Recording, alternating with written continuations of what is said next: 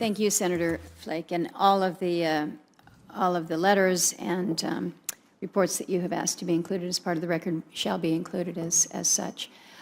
There has clearly been a fair amount of discussion and concern raised by members of the committee here this morning as it relates to monuments and monument designations. The fact that we have 3 measures before the committee that relate to that, I think, is significant.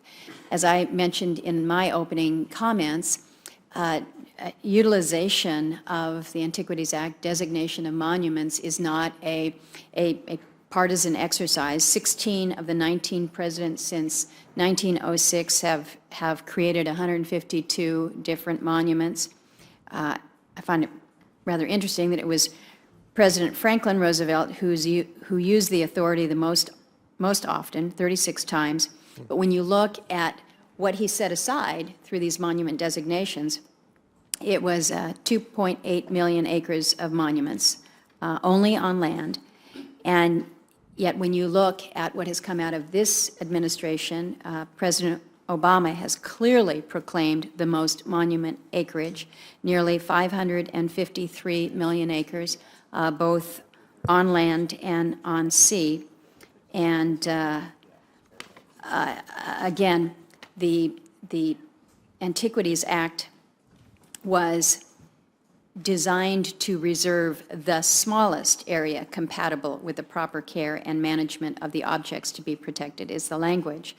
I recognize that some of the monument designations are smaller in size, less than 5,000 acres, but then you look at some of the larger ones, particularly the marine designations. The largest is 283 million acres. And again, as has been noted by my colleagues from not only Arizona and Utah, but also Montana and Colorado, there is impact when you do these designations, real impact on the livelihoods of those who live near the designated areas, whether we're talking about traditional hunting and gathering practices, or commercial fishing, or mineral or grazing rights, or just the ability to use a snow machine in the wintertime. There is a real-life impact on local communities. Mr. Cornzy, I have a couple questions for you as they relate to monuments and national monuments. And first is along the same lines as Senator Gardner asked in Colorado, and that is whether or not you can give me any information as to whether the administration plans to designate any new onshore or offshore monuments in the state before this president leaves office. So if I could indulge you just for 1 second, and Senator Flake raised a number of important points. I just wanted to note the ACE Act is exciting. I think we need to clean up a lot of the scattered lands. The Concessions Act, the BLM would be very excited to have Congress develop a concessions authority that applies to us in the same way that it does to the Park Service or the Bureau of Reclamation. Your legislation does something quite different. We would love to sit down with you and develop something that is a true concessions authority. We think it would be great for recreation in all states. Thank you, Chairman. Related to Alaska, I can give you the same answer that I give Senator Gardner. I don't have anyone in my office, talking about monuments in Alaska. Again, I can't tell you what the president is or isn't thinking, but in terms of, my interaction with these issues, I'm not aware. Well, you've indicated there's nobody in your office. Are you aware of any conversations outside of your particular office where there is discussion about designation of either an onshore or offshore monument designation in Alaska? I'm not. Okay. And I would ask the same that Senator Gardner has, is that if you are made aware of such conversations, we would certainly appreciate that information. I wanted to ask about the comment or a comment in your written testimony. In my bill, S-437, we have the requirement to apply NEPA to the president's designation to designate a monument. You have suggested in your testimony that this requirement would be unprecedented, because you say that NEPA only applies to federal agencies, the president is not a federal agency. Certainly understand, president, yeah, is not a federal agency, but also Congress is not a federal agency. And so since Congress is not a federal agency, how is it that the administration requires or demands that NEPA be done, a NEPA analysis be done on decisions that are made by Congress in legislation? And I'll give you my specific example, and it ties back to an issue that I care very much about, and that is the King Cove land exchange. When we passed the Omnibus Lands Act back in 2009, and through Public Law 11111, we subjected to NEPA our decision to authorize that land exchange. You'll recall that that was a 300-to-1 land exchange to facilitate the construction of the King Cove Road. So was that inappropriate to do that? We're not, again, Congress is not a federal agency, so if you think that it was appropriate in that instance, how do you justify the president's decisions being excluded from a NEPA? So I'm not intimately familiar with all the process that is run on King Cove, but I just use that as an Yeah. example because King Cove is, of course, on my mind. So here's my understanding of the issue. NEPA does not necessarily apply to Congress, President, Correct. or the courts.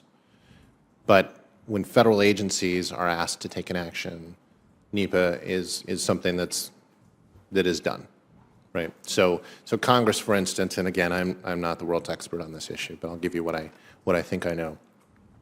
Congress has the power to say, X thing is established, right? This thing does exist. Or Congress could say, we direct the Bureau of Land Management to do this. So if you're putting us in motion, NEPA would be part of our process. You could, though, definitively say X is established. So I think it's a fine line. It's a piece of if it's administrative law or what sector of law we would describe this as. But the president has the authority, like Congress does, to take actions. Well, and I guess I would just suggest that it would not be unprecedented to suggest that it should be subjected to NEPA analysis. You've indicated in response to a couple questions on this that you would not suggest anything that would limit the president's powers to move forward under the Antiquities Act. Congress has done that a couple times. It was mentioned, back in 1950 when Wyoming had its exclusion. In Alaska, under ANILCA in 1980, it was determined that, we basically had certainly provided enough to the country when it came to designation by President Carter at that time, and that any designation would be subject to a limitation. So it is not something where, again, the president should be able to advance just on his or her own volition and directive. The suggestion that has been made certainly by members here that it is appropriate to take into account local stakeholder input, the input from the councils and the assemblies, the input from congressional delegations and legislators. And so when you have responded to the inquiry about what level of weight or significance is given to that local input, and recognizing, for instance, what Senator Lee has presented to the agency, to the administration, to the president as regards to the Bears Ears, I think it's important that we figure out a way that the public is listened to, that there is a process, that stakeholder engagement is not only encouraged, but that it is heard. So I think you've heard from many, all Westerners on the issue of monument designation, but it is something that is on the top of Westerners' minds, and I think for good reason. You have to have a way that you can weigh in when your economies are being impacted, and we hear from our constituents that this is an issue that is as big as anything that is out for discussion right now. So I think you need to carry that message back to all those within the administration. Senator Cantwell has not had an opportunity to ask questions.